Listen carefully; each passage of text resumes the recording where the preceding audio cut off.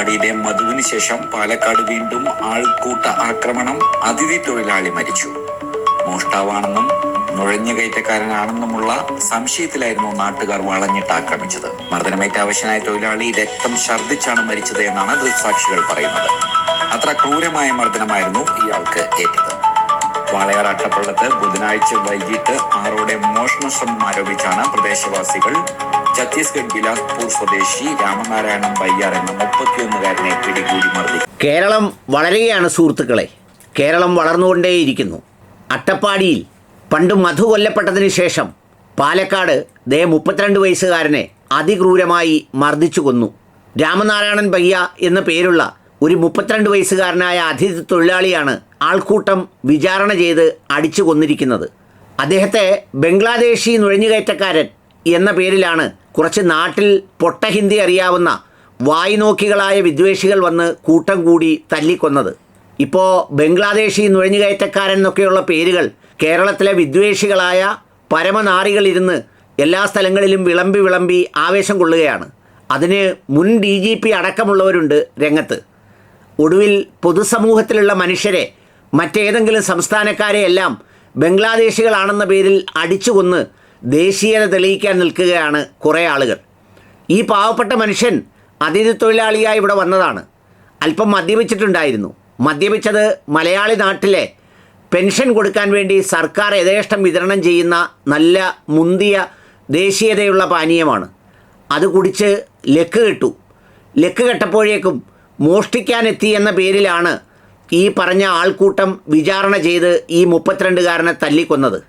എടുത്തിട്ട് ഇടിച്ചിടിച്ചിടിച്ച് പഞ്ചറാക്കി അവസാനം രക്തം ഛർദ്ദിച്ചാണത്രേ മരിച്ചത്. 10 പേരെ എങ്ങാണ്ട് പേരെഴുതി വെച്ചിട്ടുണ്ട്. 5 പേരെ അറസ്റ്റ് ചെയ്തു എന്ന് പറയുന്നുണ്ട്. ബംഗ്ലാദേശി പരിശോധന നടത്തുന്ന സംഘികളാണിതിൻ്റെ പിന്നിലെന്ന് ആരോപിക്കുന്നവരുണ്ട്. പക്ഷേ അത് ഞാൻ ഉറപ്പിക്കുന്നില്ല. കാരണം അതിൻ്റെ മറ്റു വിവരങ്ങൾ കൂടി പുറത്തു വരാനുണ്ട്. ബംഗ്ലാദേശി നുഴഞ്ഞുകയറ്റക്കാരൻ ഇപ്പോഴത്തെ കാലത്തെ ഒരു പേരാണ്. അത് കണ്ടുപിടിക്കാനാണല്ലോ എല്ലാം ചെയ്തുകൊണ്ടിരിക്കുന്നത്. അങ്ങനെ നീളത്തിൽ കുറേ പേരെ കണ്ടുപിടിച്ചു. ഇപ്പോൾ ഏറ്റവും ഒടുവിൽ കണ്ടുപിടിച്ചപ്പോൾ പാലക്കാട് ചില ശക്തി കേന്ദ്രങ്ങളിൽ 50-60% ആളുകളെ കാണാനില്ല.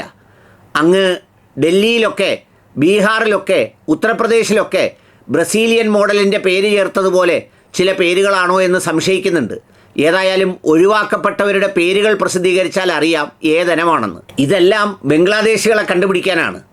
അങ്ങനെ അങ്ങോട്ട് പറയുമ്പോൾ ബംഗ്ലാദേശി എന്ന പേരിൽ ആളുകളെ ഈ എവിടെയും വെച്ച് കണ്ടുപിടിക്കാനും തല്ലിക്കൊല്ലാനും ഒക്കെ എളുപ്പമാണ്. ഒരുപക്ഷെ മറ്റെന്തോ ആണ് കണ്ടുപിടിച്ചത് എന്ന നിലയിലാണ് തല്ലിക്കൊന്നത്. ഇനി തല്ലിക്കൊന്നാൽ ഇവിടെ എന്താ പ്രശ്നം? ഇവിടെ എന്തെങ്കിലും പ്രശ്നം ഉണ്ടാവുമോ? ആ തല്ലിക്കൊല്ലുന്നതിന് സാഹചര്യം ഒരുക്കുന്ന ഏറ്റവും മാരകവും ഭീകരവുമായ പ്രസ്താവനകൾ ഇറക്കുന്നവർക്ക് പോലും സംരക്ഷണമല്ലേ?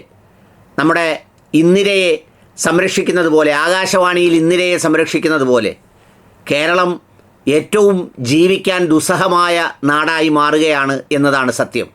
മനുഷ്യൻ്റെ ഉള്ളിൽ മുഴുവൻ പകയും വിദ്വേഷവും നിറഞ്ഞിരിക്കുകയാണ്. ആരെയൊക്കെയോ കണ്ടുപിടിക്കാനെന്ന പേരിൽ ഇന്നലകളിൽ നമ്മൾ ഒന്നിച്ച് എന്നൊക്കെ പറഞ്ഞെടുത്ത് ഇന്ന് ഓരോരുത്തരെയും അന്യവൽക്കരിച്ച് അവൻ മറ്റേ ജാതി, ഇവൻ ഈ ജാതി, ഇവൻ നുഴഞ്ഞുകയറ്റക്കാരൻ, അവൻ കടന്നു വന്നവൻ എന്ന പേരിലൊക്കെയുള്ള പേരുകൾ നൽകിയതിൻ്റെ ബാക്കി പത്രം കൂടിയാണ് ഈ ആൾക്കൂട്ട വിചാരണയും കൊലപാതകവും.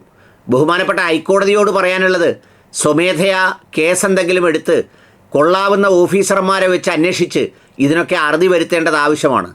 ഇവിടെ അന്വേഷിക്കാൻ ഇറങ്ങിയാൽ ഒരു പരിധിയിലെത്തുമ്പോഴേക്കും പിന്നെ കൈകെട്ടാനും വായ് പൂട്ടാനും ആളുകളെത്തും. ഇവിടെ ആജ്ഞാനുവർത്തികളായ, പറഞ്ഞാൽ കേൾക്കുന്ന, അനുസരിക്കുന്നവർക്ക് മാത്രമേ അവസരമുള്ളൂ. അല്ലാത്തവരൊന്നും മുഖ്യധാരയിൽ ഉണ്ടാവില്ല.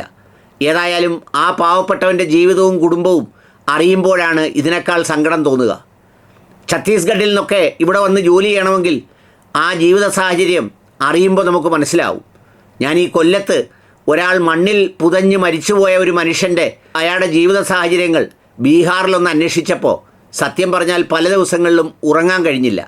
അങ്ങനെ ജീവിക്കുന്ന മനുഷ്യരെയാണ് ഇവിടെ കുറേ ചട്ടമ്പി തെമ്മാടികളായ നാറികൾ ഇത്തരം പ്രവൃത്തികൾ ചെയ്യുന്നത്. യവനെയൊക്കെ സത്യം പറഞ്ഞാൽ യവനെയൊക്കെയാണ് കൈകാര്യം ചെയ്യേണ്ടത്. പക്ഷേ അതിനൊന്നുമുള്ള സംവിധാനമില്ല. ഏതെങ്കിലും ഒരുത്തനെ കിട്ടുമ്പോൾ എല്ലാവരും കൂടി അങ്ങ് ചാമ്പ്യനാവും. അതാണ് സത്യം. എങ്ങനെയാണ് ഇതൊക്കെ നന്നാക്കാൻ കഴിയുക? വലിയ കൊലപാതക കേസിൽ അകത്ത് കിടക്കുന്ന ജയിൽ പുള്ളികൾക്ക് സ്വന്തം ഭാര്യയുടെ ജിപേയിലേക്ക് അക്കൗണ്ടിലേക്ക് കാശ് വാങ്ങിച്ച ശേഷം പരോള് കൊടുക്കുന്ന DIG ഒക്കെയല്ലേ നിവർന്നിരിക്കുന്നത്. എങ്ങനെയാണ് നീതി നടപ്പിലാവുക? അതും നിരപരാധികളായ പാവം മനുഷ്യർക്ക്.